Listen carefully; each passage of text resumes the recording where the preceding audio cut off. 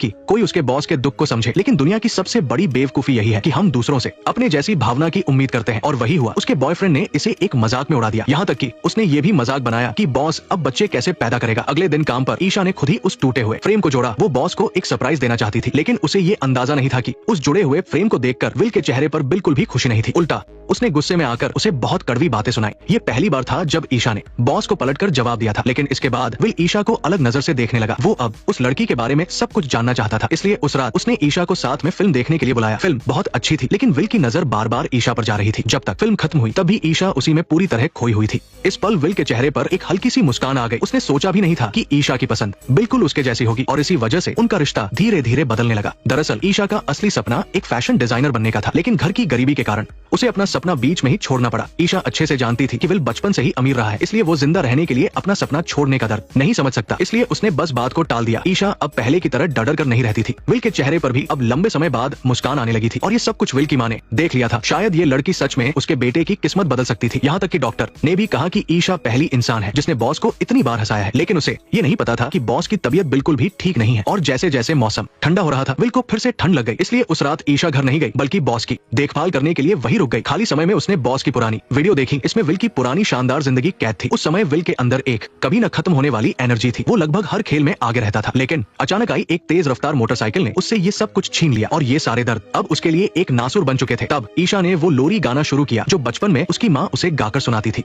ईशा की बेसुरी आवाज सुनकर विल को बहुत मजा आया। उस रात दोनों ने एक दूसरे को पुरानी कई मजेदार और शर्मनाक बातें बताई। ईशा ने बताया कि बचपन में उसकी माँ ने उसे एक बम्बलबी वाली पैंट दिलाकर दी थी। उसे वो इतनी पसंद थी कि वो उसे कभी नहीं उतारती थी, पर अफसोस अब वैसी पैंट कहीं नहीं मिलती। लेकिन ईशा को ये नहीं पता था कि विल ने उसकी सारी बातें अपने दिल में उतार ली थी, और उन दोनों के दिल भी धीरे धीरे एक दूसरे के करीब आ रहे थे। अगली सुबह गुनगुनी धूप में ईशा ने पहली बार विल की दाढ़ी बनाने का फैसला किया। जैसे जैसे रेजर धीरे से चेहरे पर घुमा और दाढ़ी का आखिरी हिस्सा भी साफ हो गया, एक बेहद हैंडसम चेहरा सामने आ गया। ईशा भी उसे देखकर पूरी तरह से मंत्रमुग्ध हो गई। उसे लगा था कि जिंदगी ऐसे ही आराम से चलती रहेगी, पर स्विट्जरलैंड से आई एक चिट्ठी ने इस शांति को तोड़ दिया। विल ने अभी भी मरने का अपना फैसला नहीं बदला था, और ये जानकर ईशा को बहुत गहरा दुख हुआ। तब उसने अपनी दिल की बात कही, जब वो बॉस का फैसला नहीं बदल सकती तो क्यों न विल को बची हुई जिंदगी अच्छे से जीने में मदद करे। शायद खुशियों भरे पल उसे इस दुनिया से वापस प्यार करना सिखा दे। तभी उसके दिमाग में एक कमाल का आइडिया आया। अगले दिन कुछ उम्मीद के साथ वो विल की माँ से मिलने गई, लेकिन उसे ये जानकर हैरानी हुई कि जब ईशा ने इच्छाओं की लिस्ट बनाने की बात कही तो विल के माता और पिता दोनों ही ईशा के इस फैसले से सहमत हो गए। उसे खुद करने दो। विल को महसूस होना चाहिए कि वह एक आम इंसान है। इसके बाद से ही ईशा बार बार लाइब्रेरी में जाकर विकलांग लोगों के सफर करने के तरीके सीखने लगी। इस बार वो न सिर्फ